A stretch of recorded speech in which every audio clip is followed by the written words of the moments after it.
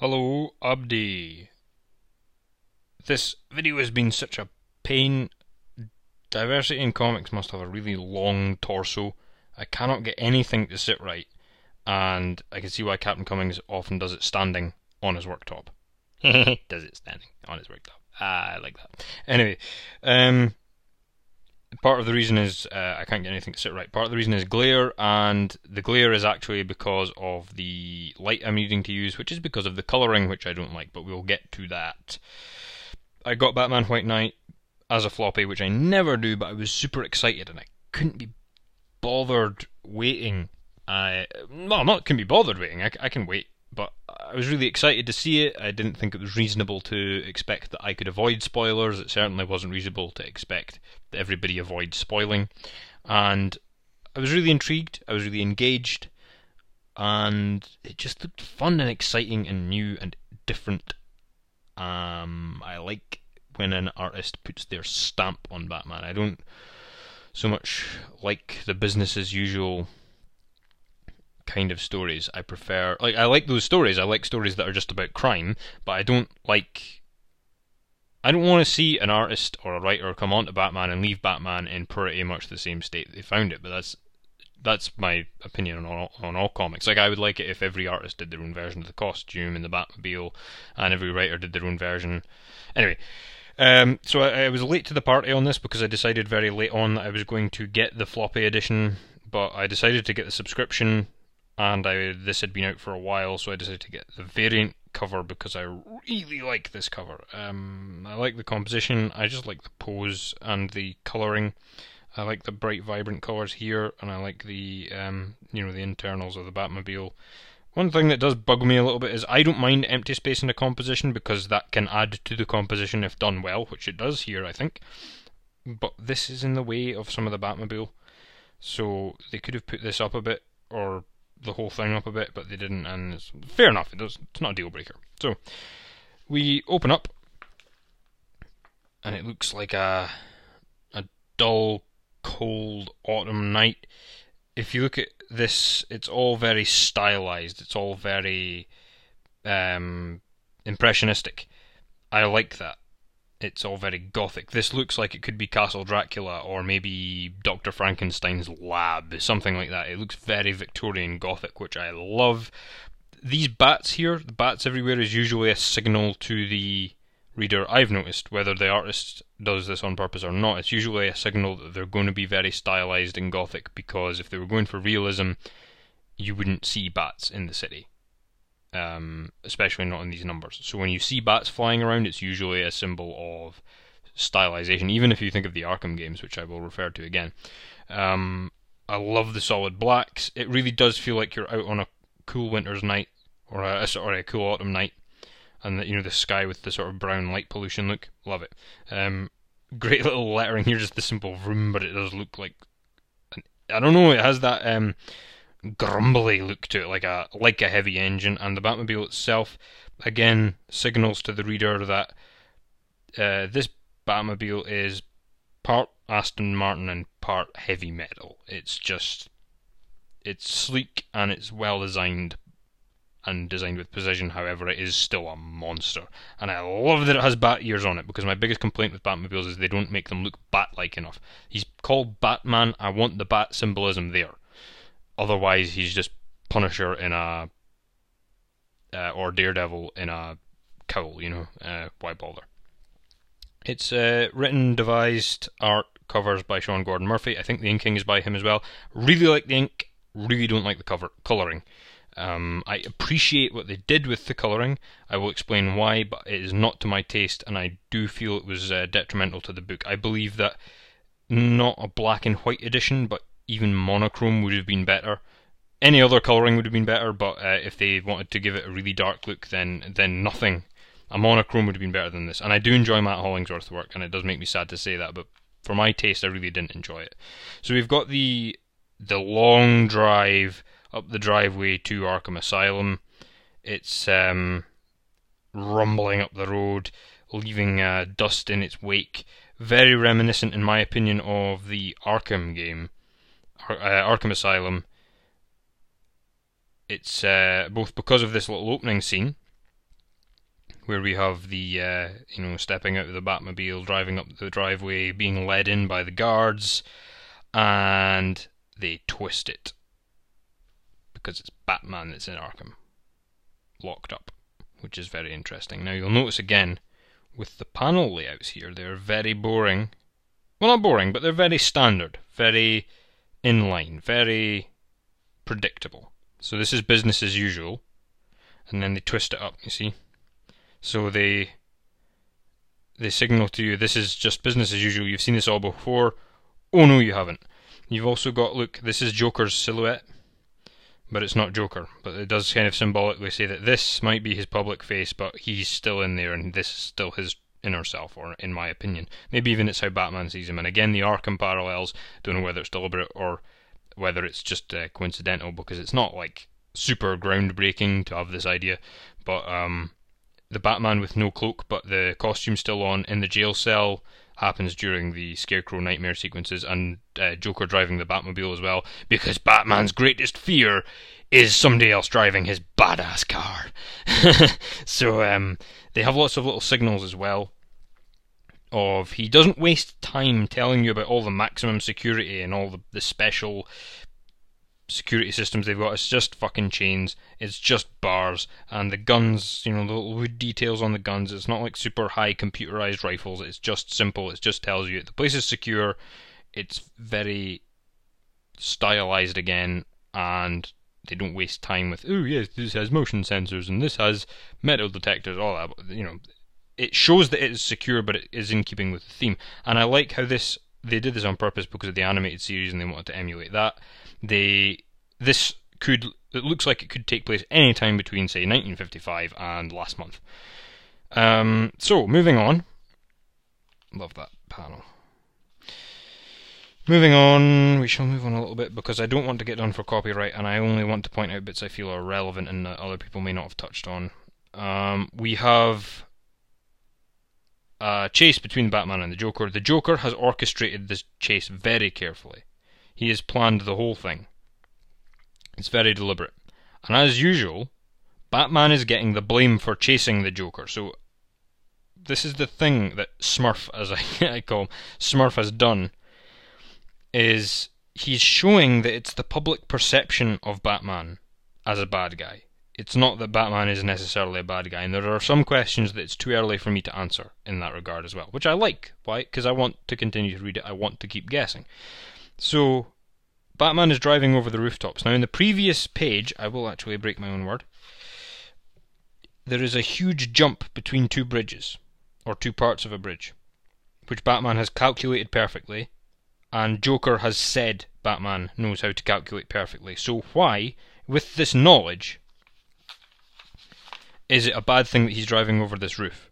If they've just seen him perfectly calculate the timing of that, I think he knows about driving over the rooftop and whether he can do it or not without harming anyone. Yes, okay, it'll cause damage, but the Joker's dangerous, and everybody knows he's dangerous. And it's that thing of, that's that classic example. The police receive this a lot now, of just because they're the ones doing something about it, they seem to get the blame for when things go wrong, rather than blaming the people who are responsible in the first place. So, it's not the person's fault for being a criminal, it's the police's fault or Batman's fault for failing to stop the criminal, And this is, I've labelled this trust because Barbara's freaking out and Nightwing actually grabs this man who's falling, the Batmobile bumps him, doesn't run him over, bumps him and knocks him off balance, and Nightwing saves him. Now, they come back to this as, oh, you almost killed that man. When has Batman ever done that? When has Batman ever harmed a civilian? They allude to the fact he's never done it before. He's almost done it. Many times. But he's never done it. So, is Batman becoming more reckless? Or are they just losing their nerve? Are they trying to control him? Are they not trusting him to do what he does? It's a question. We don't have the answer yet. Being a fanboy, I'm on Bats' side. I think that he knows exactly what he's doing as always, and that they are just a bunch of wusses. Let's move on to the next part.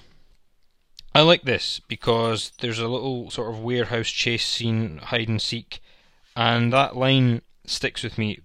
I love to hate the Joker. I hate his stupid fucking face, I hate his costume, I hate his attitude, and I hate people's attitude towards him. In a good way. It's like a good wrestling heel, you know? I love to hate him. And this is the thing people get wrong. There is no love-hate relationship between Joker and Batman. There's no relationship, and that's what Batman says. There is no relationship. Yeah, okay, Joker's obsessed. If the Joker ceased to exist, Batman would be a happy chappy. He doesn't give a fuck about the Joker. He wants him gone. He wants him to not be terrorising people. That's what people don't seem to get. The audience wants there to be a love-hate relationship. And he actually refers to that. He actually says power couples in reference to reality TV and things like that. You know? You don't matter to me, or to Gotham, or to anyone, is what Batman says. And that's the truth. He doesn't matter. That's why the rogues gallery is so large, you know? Batman does what he does, and they're just criminals.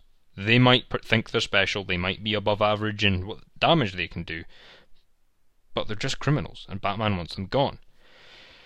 So, we move on.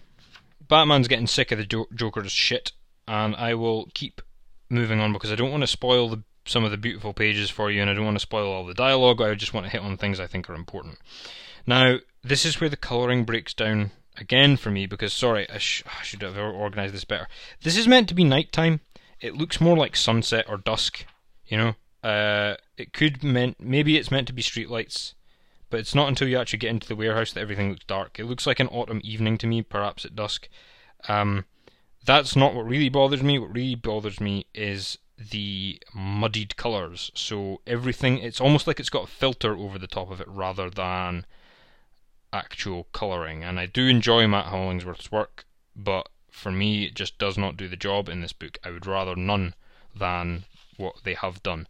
The colour is very muddied, and it gives it a very bland feel where things should be striking, they're not. Everything is bleak and quite bland, so that did disappoint me a little bit. This bit is good. Again, people not trusting Batman. He's shoving pills down the Joker's throat and everybody's like, oh my god, but Joker had the pills on him. He said, I'm going to take the pills. So Batman just called his bluff. Batman knows the Joker better than anyone. He knows the Joker at times better than the Joker does. So the idea that Batman wouldn't... They're like, oh my god, you're going to make him overdose. It's like, no, it's Batman. He knows the Joker. He knows that that's not going to be the case. He's angry, yeah. He's on the verge of losing control, yeah, but he's not out of control. And he is, yeah, okay, he's forcing the pills down his throat, but he's calling his bluff. He's like, yeah, I'm not playing your stupid game. If you want to take the pills, here, take them. And then he leaves. And people, again, they don't trust Batman. This is beautifully done. It's a really nice, violent-looking scene. And then this happens. This is all great, by the way. But the problem is, I don't like the use of the TV news. I think it's lazy, and I think it's overused. They could have found other ways to do this. But it does set the reader's mind at ease. They call it BatGate, which I really liked, because everything gets gate stuck after it. I really don't like the comics gate thing. I realised that was done for easy recognition, but I hate... Everything has to have gate added to it. It's really, pathetic. They have a very balanced opinion of Batman. None of it is ham-fisted at all. Okay, they use the term SJW, but that's a real term used by real people on both sides, and I don't see anything wrong with it. And they're like, well, why are people defending the Joker? He's terrorized the city for decades. And then they're like, yeah, but he hasn't been caught doing anything, because he's clever and he intimidates people. This is very similar to the Sherlock episode, The Reichenbach Fall. In that Moriarty is the head of all crime in Europe and possibly the world, but nobody can actually match him to it. So the public perception is that he hasn't really done anything wrong, but the people in the know that he's a bastard, and they want to do something about it, and when they fail, it's as if it's their fault, as opposed to Moriarty's fault. And that parallel is here with Joker too. It's a fairly archetypal story. I wouldn't say it's a copy or anything like that. This is interesting. Here, again, they're trying to be balanced, and this is Bullock, Gordon, and I think Renee Montoya. And they're saying, why are you defending the Joker? Why are you criticising Batman? Batman has saved countless lives, including the lives of cops, from this maniac. And then Bullock's like, oh, well, we shouldn't, if he'd had a badge, we would have arrested him. Completely dodges the question. Completely dodges it. He doesn't want to broach the issue. He just wants the Batman issue to go away and to hell with the consequences. And I really like that. But they also do the thing of Gordon then tries to duck the issue too, and they don't let him. They're like, no, we need an answer for you. That shit don't fly anymore, which I thought was good. And Gordon's obviously got Barbara to worry about, so he doesn't want to get too close to this issue lest he get his daughter in trouble, because imagine her going to jail and going down with Batman. She wouldn't survive in prison, especially not like a Gotham-style super prison.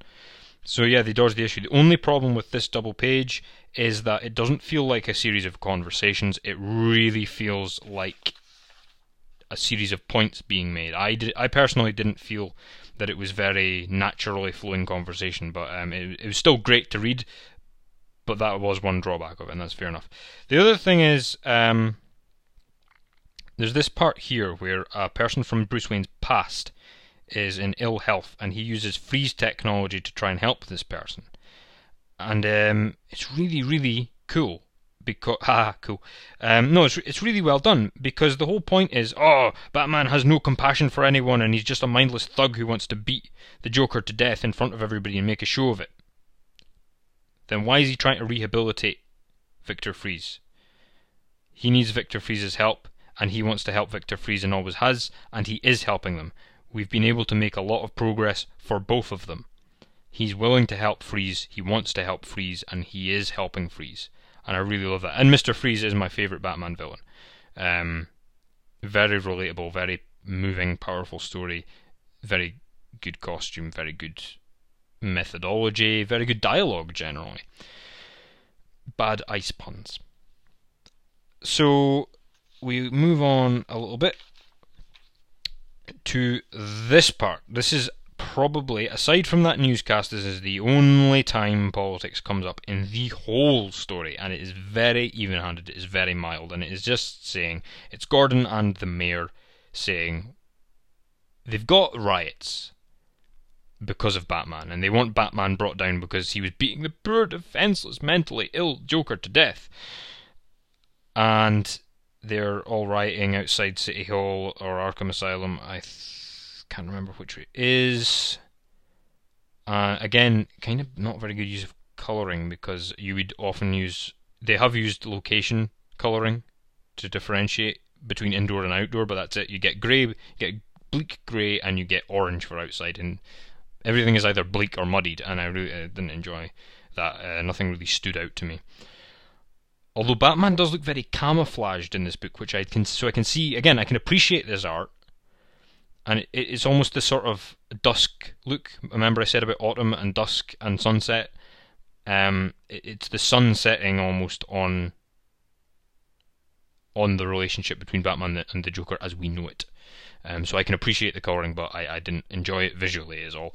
But yeah, this part they're like, why weren't they protesting when the Joker was killing people and terrorising people? And now that somebody's done something about it, now they're annoyed at the wrong person. And Gordon's like, well, they just see it as another police brutality case. And that triggered a lot of people in regards to, police brutality riots and race riots and all that sort of stuff. These things happened. That's all Sean Gordon Murphy's saying. These things happened, for better or worse. It's a reality that we live in now. And that's what he said in the article, and that's what pissed me off, is he was misrepresented as if he was endorsing these things. He wasn't. He just wants to bring Batman into our reality and address these things. And people are rioting because that's what people do. They riot against cops. They just do. And now they're rioting against the cops for supporting Batman, who they don't like anymore, because they want to side with the Joker. And if you look at the movies, how many fans like the Joker better than Batman? I say fans, but you know what I mean? A lot of them. And so that's been transposed into the comic book. So why not? I think it's really clever. I really enjoyed that. This next bit I enjoyed because of masterful panel editing. They don't know what to do with the Joker. They can't pin any crime on him, and he has stopped laughing, he has taken his makeup off, and he has stopped being crazy. So we have here the panel going naturally like this, dragging the eye to the right, pulling the eye down again to the Joker in this massive library. The colouring making this really quite difficult to see, okay?